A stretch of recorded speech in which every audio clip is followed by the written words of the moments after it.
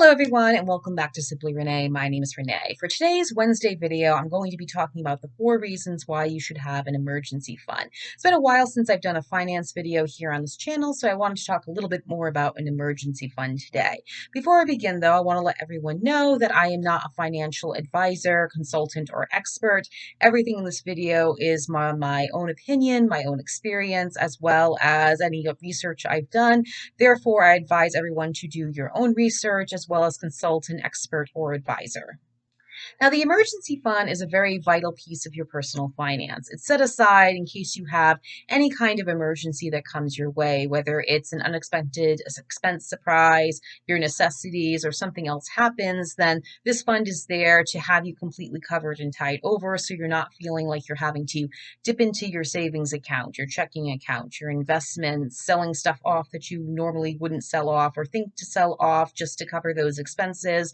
And it's also helpful for you not to go into massive amounts of debt. So the emergency fund is a very vital piece of your personal finance to be used for that, not for recreation, shopping, vacations, etc. It's just for all your emergencies, whatever they may be. Now on to the 4 reasons why you should have an emergency fund. Number one is a job loss. In today's job market, it's uncertain whether or not you're going to keep your job. I see mass layoffs happening all over the internet and through social media consistently. So it is a very scary time of uncertainty of whether or not you're going to keep your job. And I have a colleague whose husband works in the tech industry, and he's always thankfully avoiding a layoff that seems to happen every 6 months to a year. And he's thankful to still have that job, but it is scary for him that he could be laid off any second because of all this uncertainty with the job market. And I'm very thankful and grateful to have my job and that it's a very good job and I have a healthy environment. But the thing about the job market in itself is that you never know what's going to happen. I've seen a lot of mass layoffs happen, not just due to 2020 bug, but also due to just the tech industry. There's been a lot of mass layoffs there. And it's a scary time because you don't know what's going to happen. It's a tight job market, tough competition. And as a result, having that emergency fund to cover your expenses until you hopefully find another job and get lucky to do it quickly is a good thing. It helps to cover all your living expenses, your necessary expenses, unexpected surprises, so that way you're not having to dip into your savings or go into debt, dip into your checking account, your investments, and you're not having to completely worry about everything, especially when unemployment doesn't really give you as much money as you should because of the rules and regulations. At least that's how it is where I'm in Rhode Island. Now, I did experience this in 2020 due to lockdowns and the bug that was happening at that time. And like a lot of people, I had a little bit more benefit to me because of the situation with the lockdowns and the bug. I got a little bit more money than usual just because of what was going on at that time. So my situation was very different from someone who has lost their job recently due to a layoff where it's not because of a bug and they're not getting that extra money coming in as the government did in 2020. Even though my situation was different with it, it was still an uncertain time. I didn't know if I was going to get that job back that I got laid off from. I didn't know if I was going to find another job. And it took about a year and a half for me to get my old job back. And it took another few months for me to get a new job, which I was applying to that paid a little better. And I've been in ever since. So I'm very lucky that way. But it is a scary time. And even now, it's still a little uncertain because you never know what's going to happen. So putting money aside just in case that happens, which I hope doesn't happen, but if it does, putting that money aside is a good thing because you have enough for your living expenses. And one of the recommendations is to keep enough of an emergency fund that will cover 3 to 6 months of your living expenses. I would suggest at least a year because you never know with the uncertainty of the job market. Before, years ago, you could find another job a little bit more easier. These days, it's a little tougher. As I mentioned earlier, it took me about a year and a half to get my old job back. And I've seen some people who've gotten laid off in the tech industry take a long time to get another job in the tech industry. One I came across was about a year and a half after layoff. So I think it's very important to have an emergency fund to, of course, cover the job loss.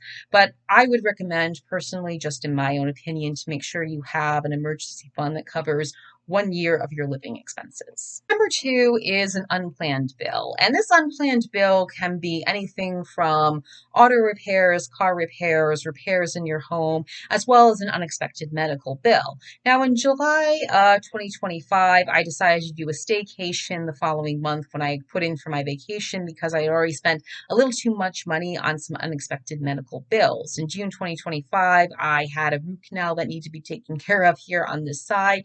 And as a result, it was going to cost me quite a bit of money out of my pocket. So thankfully, I had put enough aside for an emergency fund just for things like this. So that way I didn't feel like I was going into debt or feeling like I'm living paycheck to paycheck more than usual.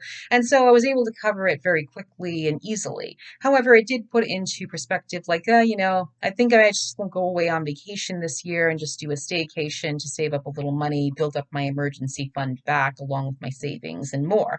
And so that was very important to do because I had enough money set aside for that unexpected bill that happened for my root canal and was able to fix it. And I've done that also for auto repairs. When I had a tire blowout a few months ago, I was able to get that paid off like that because I had enough saved aside in my emergency fund for that. So any type of unplanned bill or unexpected expense that comes along, whether it's medical or repair, even something else, that is very beneficial because it helps to tie you over and you don't feel like you're having again to dip into your savings or checking account or go into debt or something else where everything is covered completely because you've set money aside for that. Number three is an unstable income. And by unstable income, I'm referring to what I've seen from basic research of this emergency fund on the internet, where if you're someone that has an income that's not always steady and stable for whatever reason, having that emergency fund is good in case you find that you can't really tie yourself over from a week to week basis or maybe a month to month basis. And to give an example is as a freelancer, this is one of the examples. And freelance is something I'm considering as a side gig. And that can create an unstable income. I could have a lot of money coming in one month and I could not have a lot of money coming in the next month. So I really got to think about where I need to go and what I need to do within my finances. I see a lot of YouTubers here who have that as their full-time job, but they also acknowledge that they never know what's going to happen, where they could make a great amount of money one month, the next month they might not, and then it might happen another month, etc. And the rotation starts. And it could go from 3 months of no money and income coming in. So they have to really think about what they need to do there. That's something I'm considering too as a YouTuber. The other one is a single income where my father was a single income earner for a long time. My mom stayed at home the first 10 years of my life before she went back to work part-time as a school aide. But for a long time, that was his single income that was keeping the household afloat. My mom did a little part-time jobs here and there during that first 10 years, but they weren't bringing in a ton of money, but a little enough to keep us going by. But it was an unstable amount just because the market fluctuated, and she's also handling childcare and taking care of my brother and I. So that was a little bit of a fluctuation as well. But in terms of my father, he was a single income earner for the first 10 years of my life before my mom got a more steady, stable job part-time as a school aide. But then school was let out during the summer.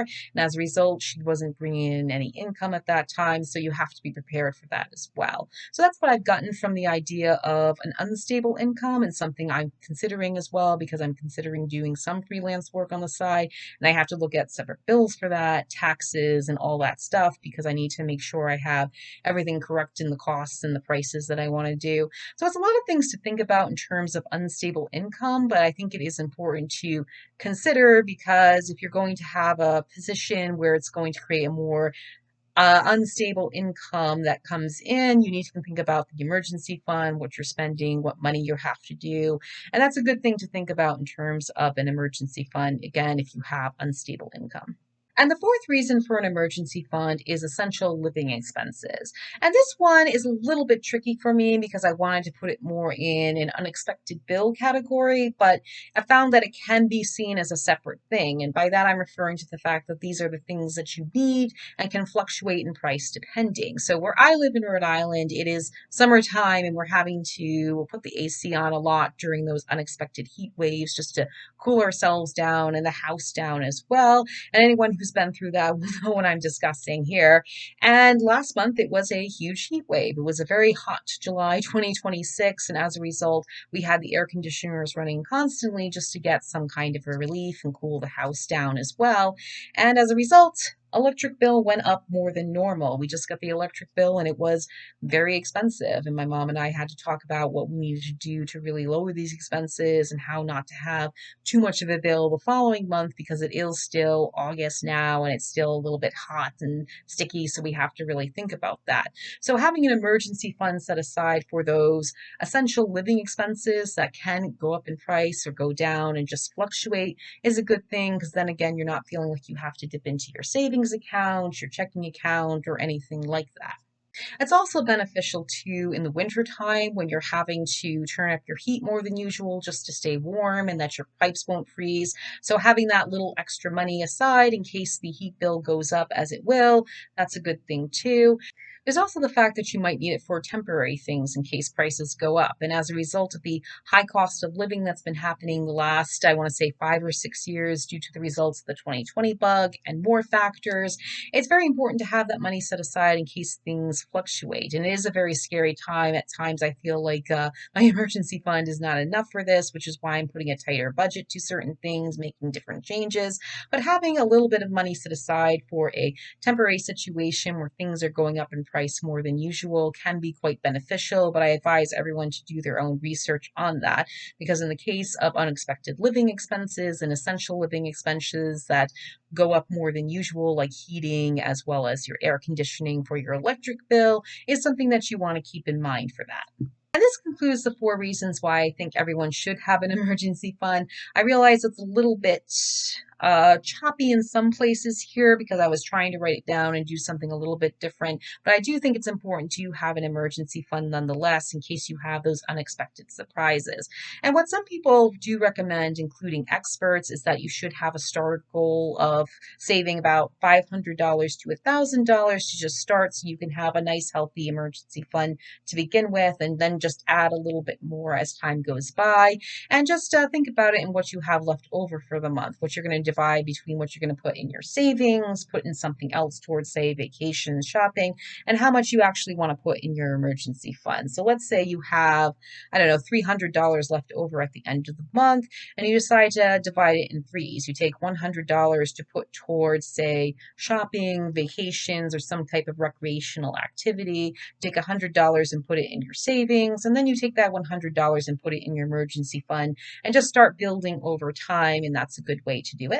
And then there is the full goal. And from what I've seen commonly on the internet from experts and advisors is that you should have the living expenses be from 3 to 6 months for your emergency fund. So let's say you have about $2,000 a month you spend on your basic living expenses, whichever they may be. You want to save up 3 to 6 months of living expenses in your emergency fund. So that means you would have to do anywhere from $6,000 a month to $18,000 a month saved up in your emergency fund for those basic living expenses, and of course, add everything over time.